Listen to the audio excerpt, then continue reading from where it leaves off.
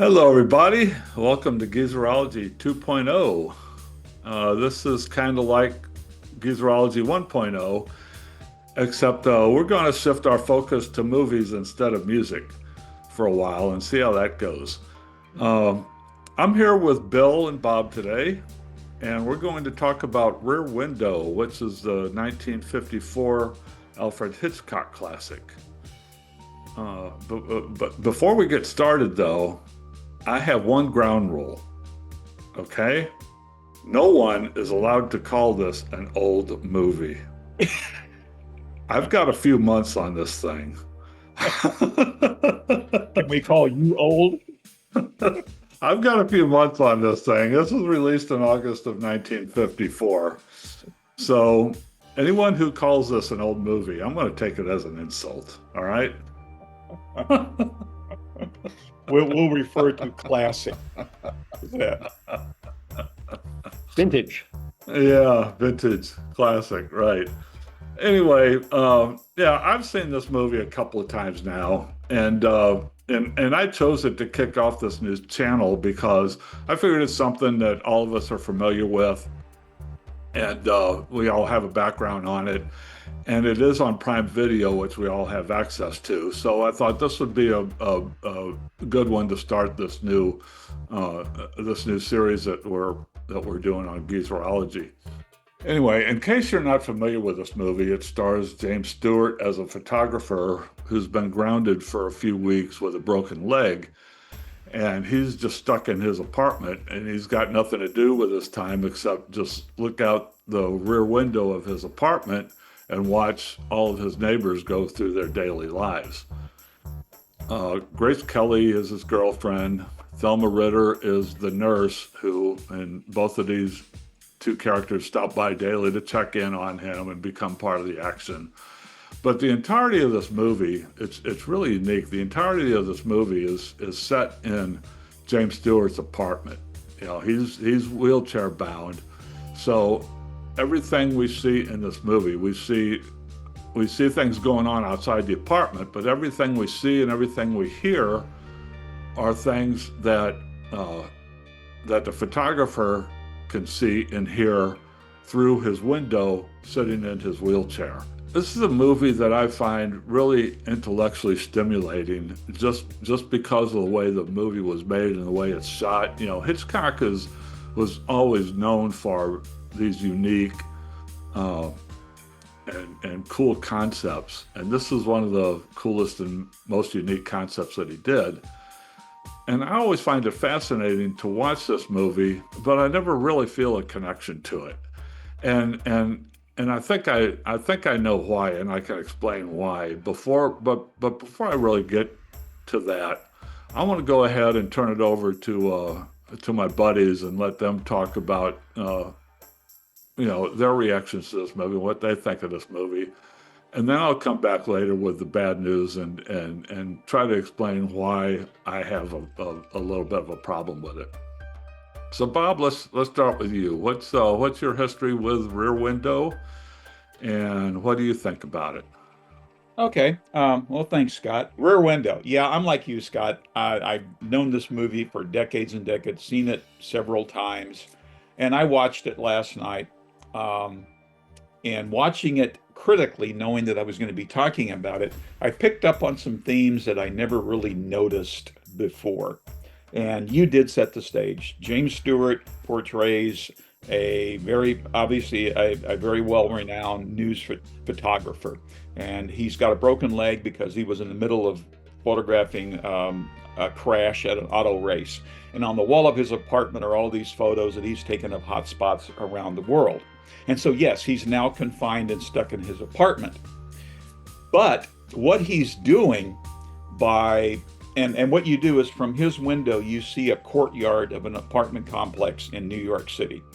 And Stewart's able to watch all the things happening in the various apartments. Well, this is an extension of who he is as a photographer. That's what a photographer does. A photographer views the world and is an observer. So this is kind of really an extension of what Stewart does as a photographer. And I think it raises a couple intellectual questions because as a photographer, are you really a participant in what's going on or just watching? Okay, so that's what Stewart's doing. He's watching. And in the course of watching all of his neighbors, he comes to the suspicion that one of the neighbors has killed his wife. And of course, no one initially is really willing to believe him. But ultimately, his nurse caregiver starts to think this way, and so does, his girlfriend. And he reaches out to a detective friend who doesn't believe him.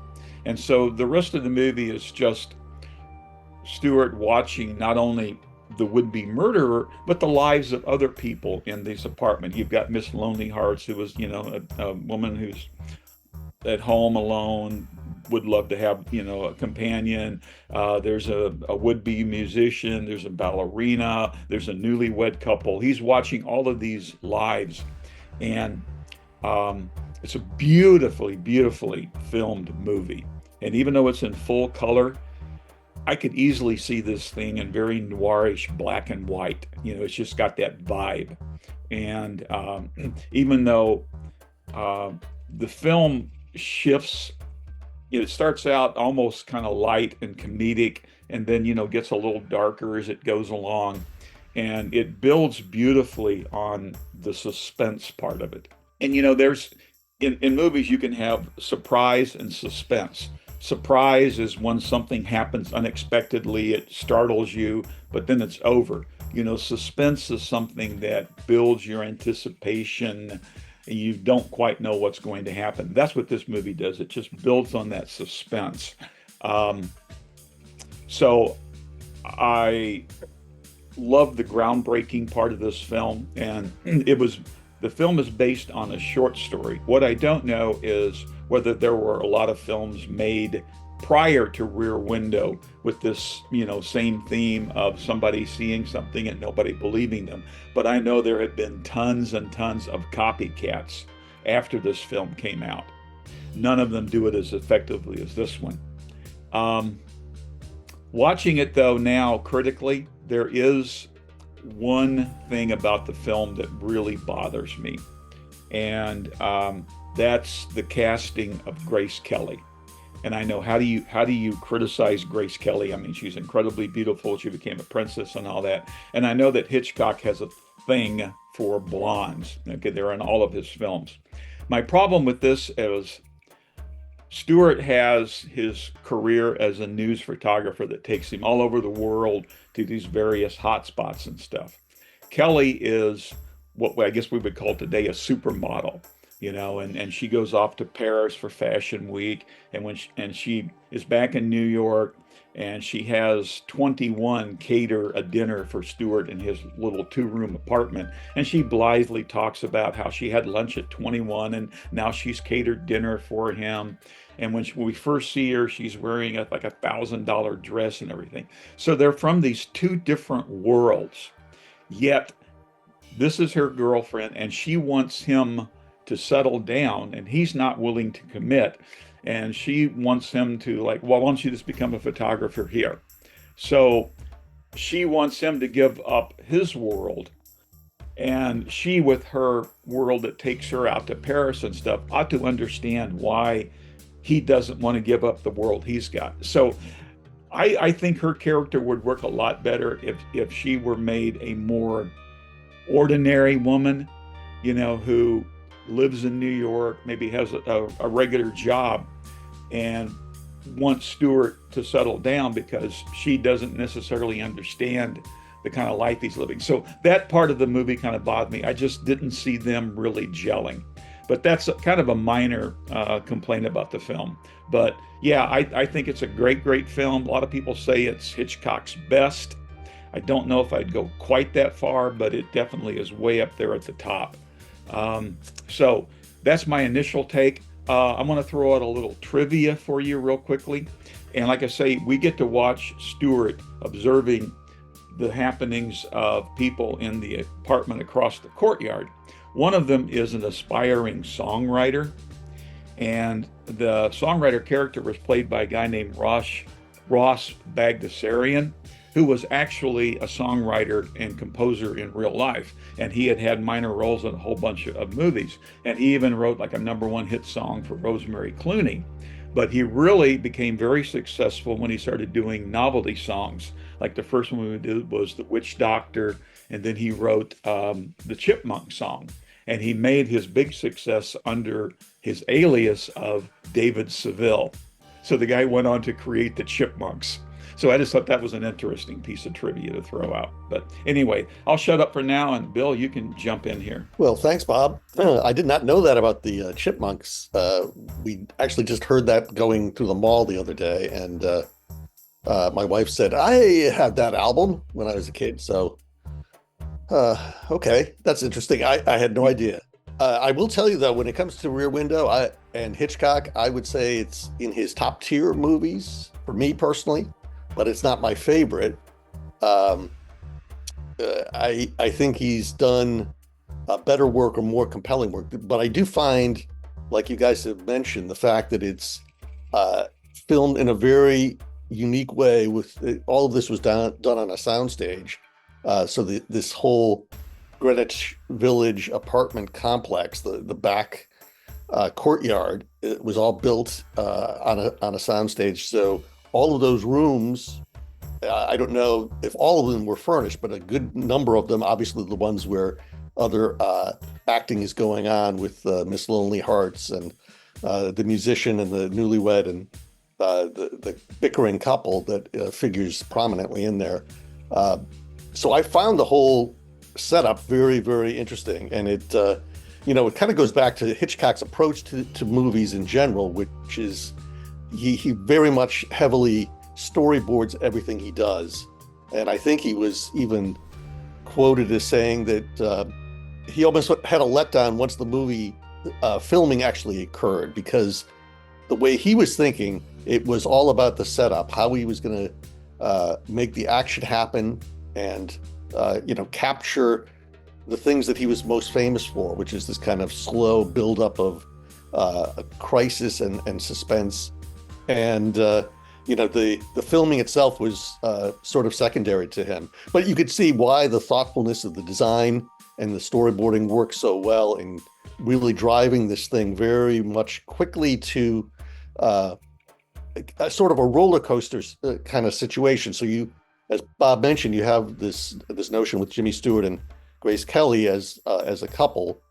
And I see what you're saying, Bob, but I sort of disagree a little bit, because I think the voyeuristic part of Stewart looking out the window, and he sees kind of the yin and yang of settling down with the newlywed couple and the bickering couple as the opposite ends of a spectrum of what a future marriage could be. And you can appreciate his sort of reluctance to change.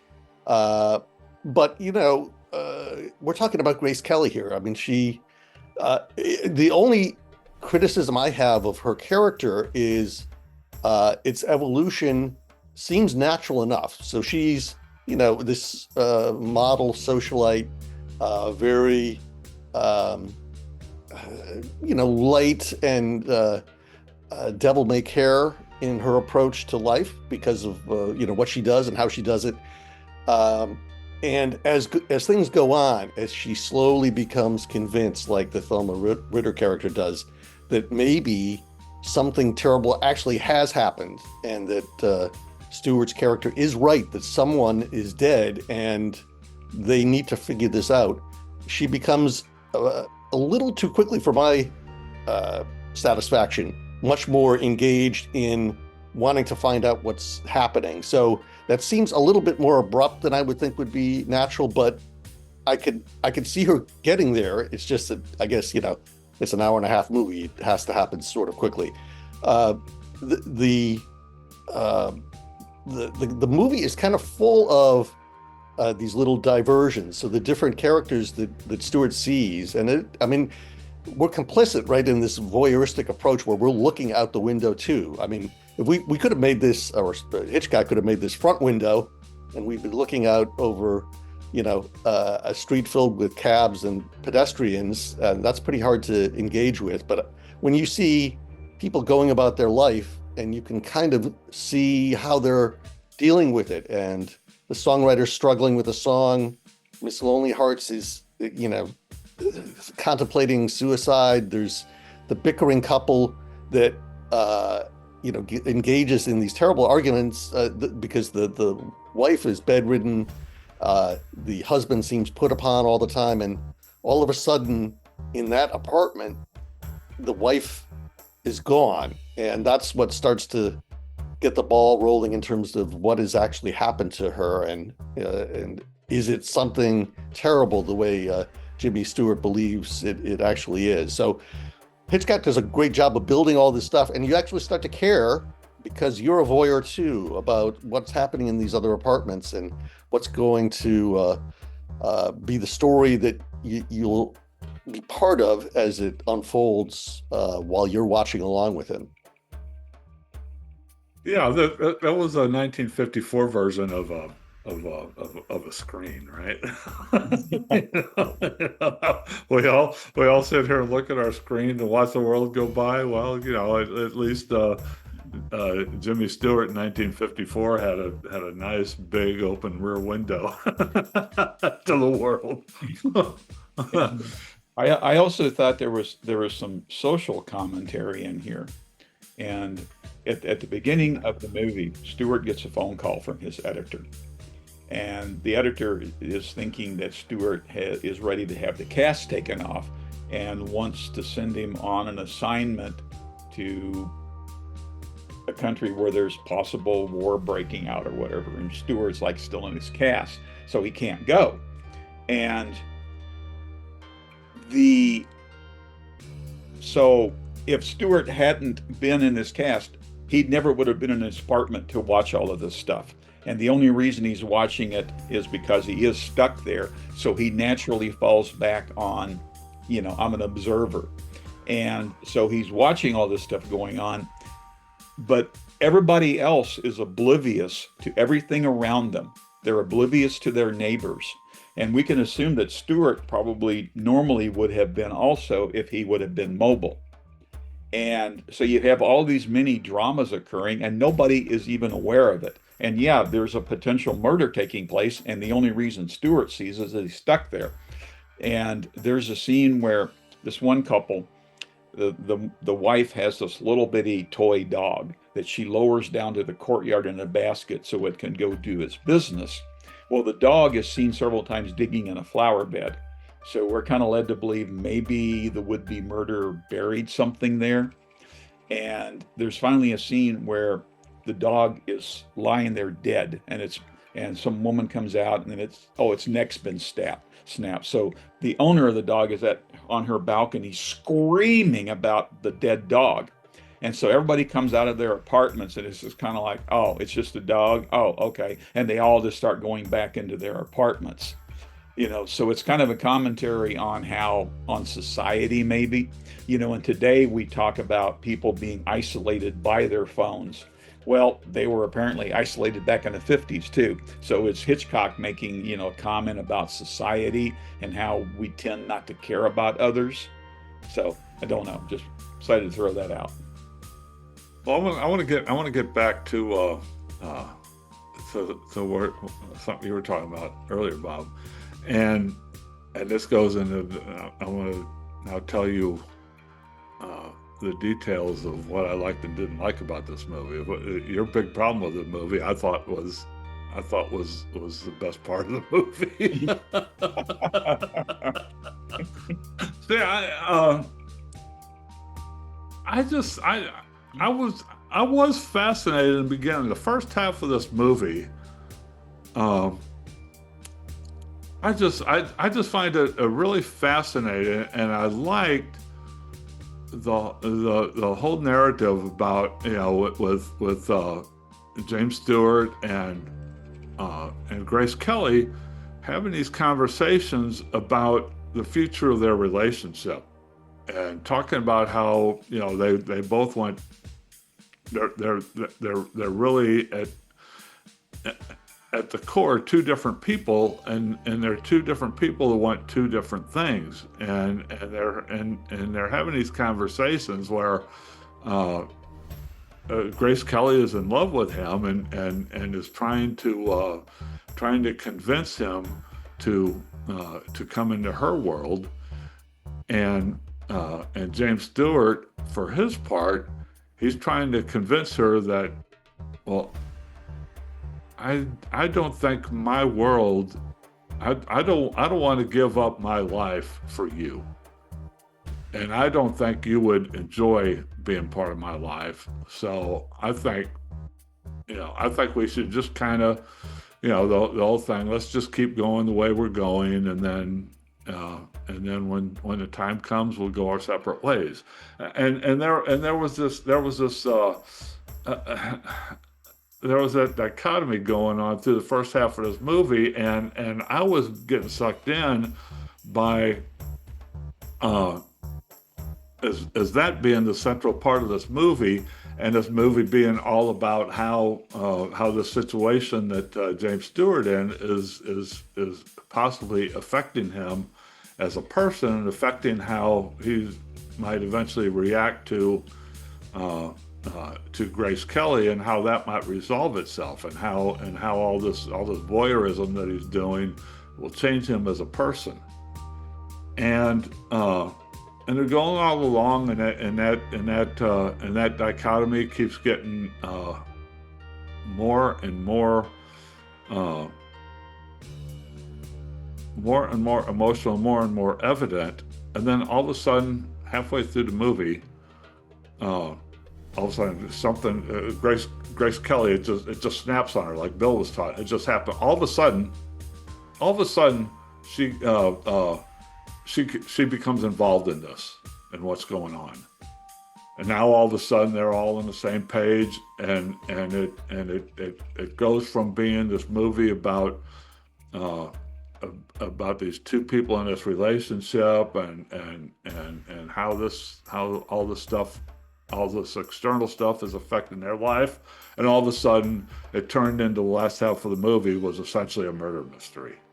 And all that happened in the first half of the movie just all went away.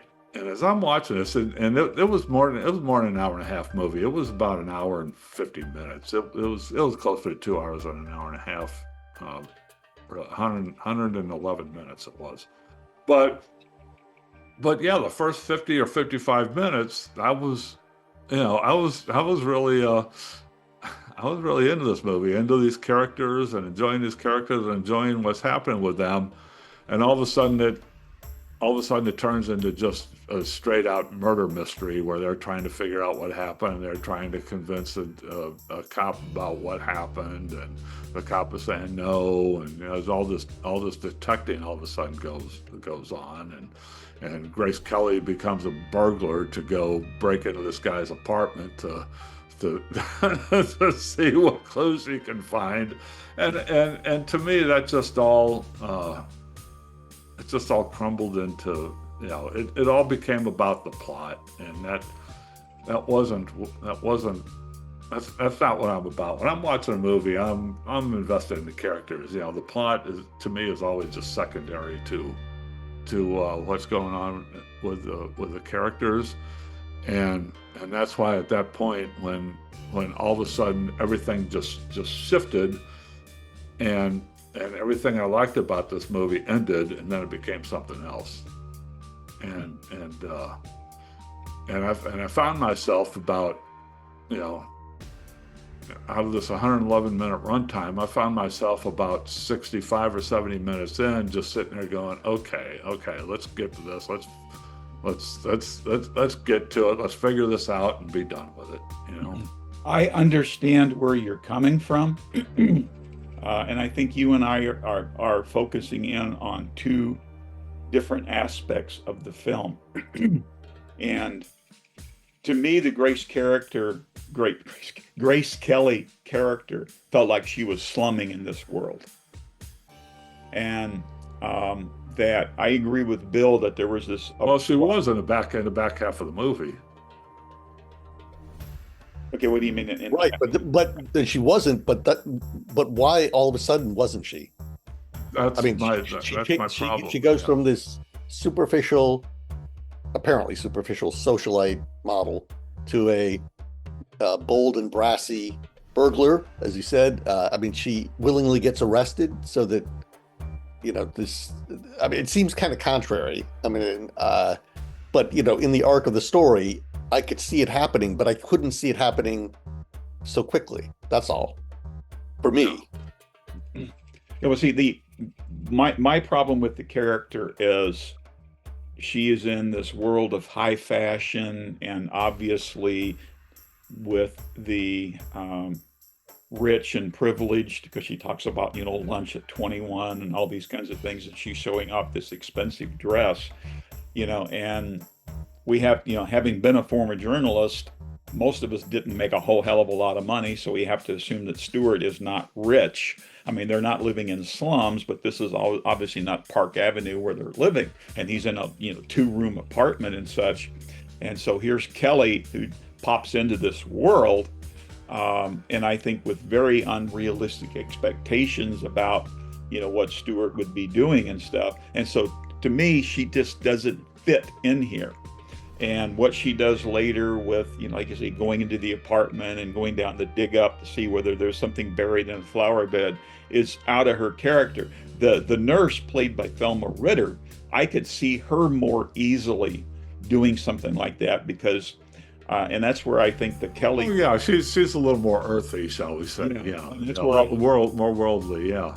Yeah, that the Grace Kelly character, I think, could have been taken out of this movie completely, or substituted with somebody more common or normal, I guess I should say. Yeah. Okay. Yeah. We're completely different on that, because I thought her in that movie and her relationship with Jimmy Stewart was what made that movie the movie that it was for the first half of it.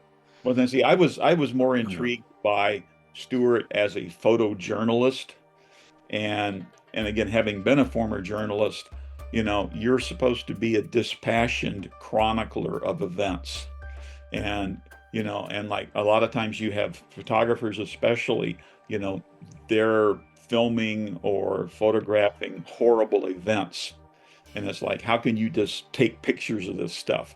Well, that's your job. You're there to chronicle and record what's happening, and do you put down your camera to go get involved in something and fail to document it, or do you stand back and just be that dispassionate chronicler? And I think that would have been a little bit more fascinating to explore. I guess you could say, though, Bob, in certain respects, I mean, Stewart becomes less dispassionate as time goes on, and so he actually starts to violate that sort of pseudo role that you have as a photojournalist, of being the person who captures and does not participate, where in fact, because of his nonstop observation of all of these people, which is what he typically is doing, he actually starts to care about what is happening in a way that typically he wouldn't be doing. And maybe it's because he's doing it more from a more permanent perch. He doesn't have the luxury of what he was doing out in the field, where he could take pictures, then go to the next scene, wherever the case might, or the assignments might take him. So he's actually there, and he starts to connect with people, not necessarily the way you would do in person, but he is getting a sense of who they are in a way that's different from what a typical photojournalist might be. I think the thing that we have left out here that's very important is the fact that, spoiler alert, but the murderer, and indeed there is a murder, is Perry Mason. I mean, this is outrageous. Ironside and Perry Mason. It wasn't yet Perry Mason. I know that. Yeah. But as I since I come to a lot of these movies via television first, I was shocked to tell you, And Perry Mason would go and kill someone, and then I assume Della Street would somehow talk the cops and the justice system out of prosecuting him, because obviously. Well, there's definitely some behind the scenes story arcs here. I mean, Grace Kelly became a princess. The songwriter became a chorus of chipmunks, and And and Raymond, the murdering salesman became a lawyer, and then later a wheelchair-bound detective. yeah, I was picking up on the Ironside thing, the irony of Stewart being in a wheelchair, and Yeah, yeah. Raymond Bird develops a character who's in a wheelchair. But this is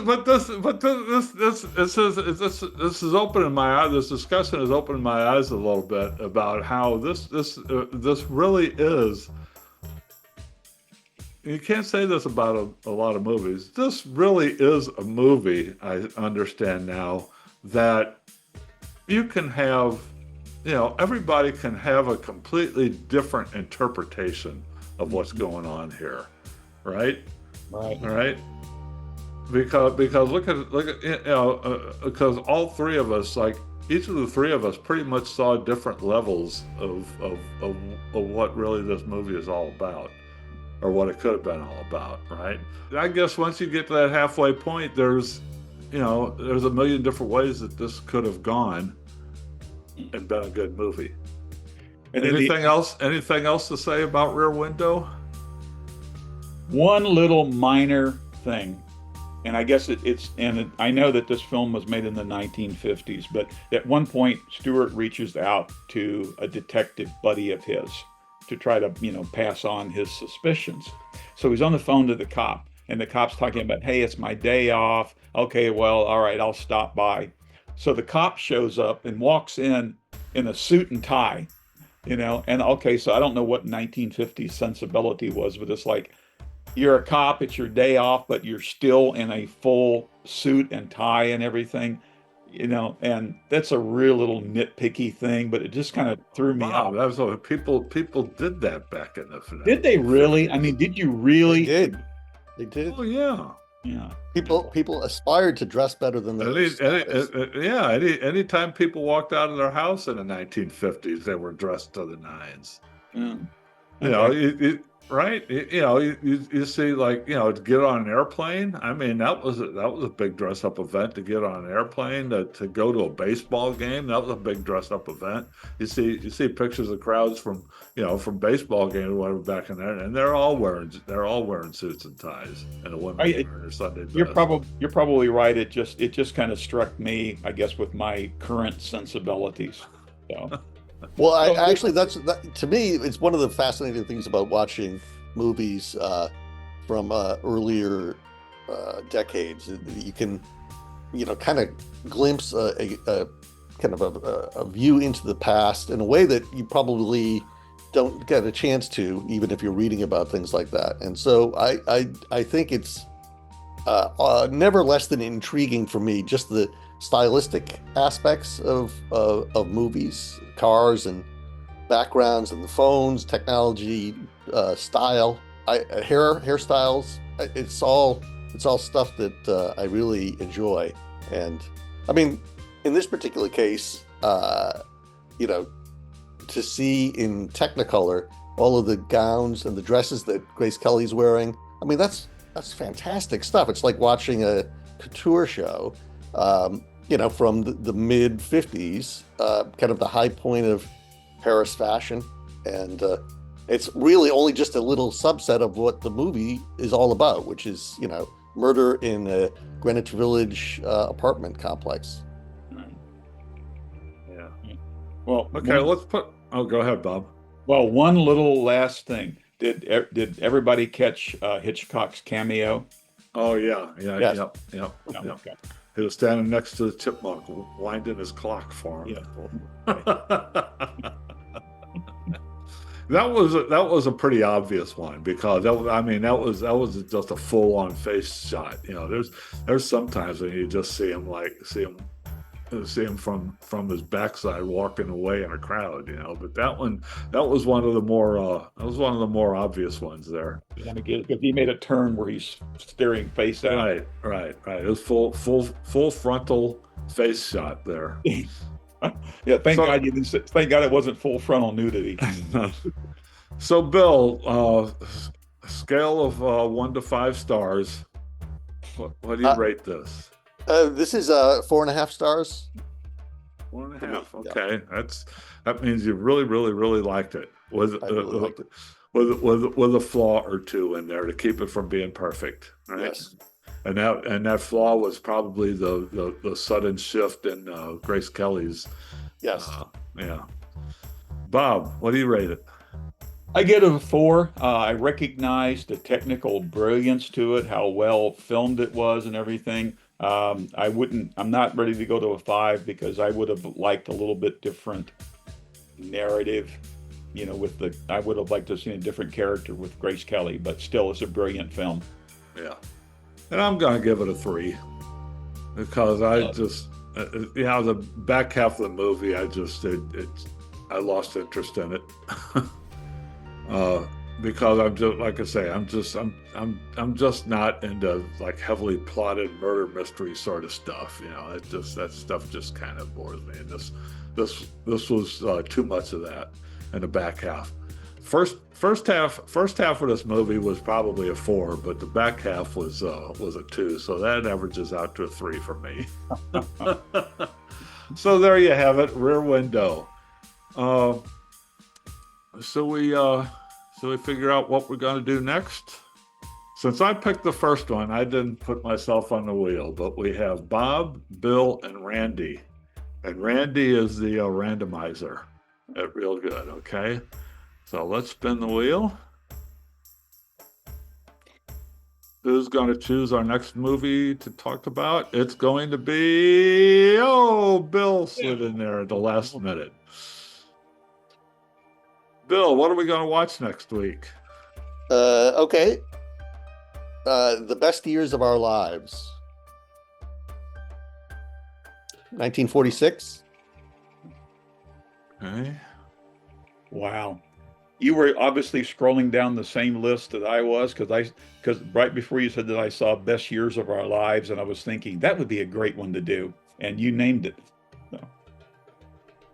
Yeah, it's kind of unfair because I won't tell you that I love it because that would spoil it. But Bob, have you seen this before? Yes, I have. And Bill, obviously you have. yes. So okay. Well, this will be a first for me. So that's what we're gonna do. Join us next week, everybody. Hit that subscribe button, like it, toss us a comment. What did you think about Rear Window? Did you like it? Did you? What was the most interesting thing about it for you? And join us again next week, and we will talk about the best years of our lives. So long, everybody. All right, take care.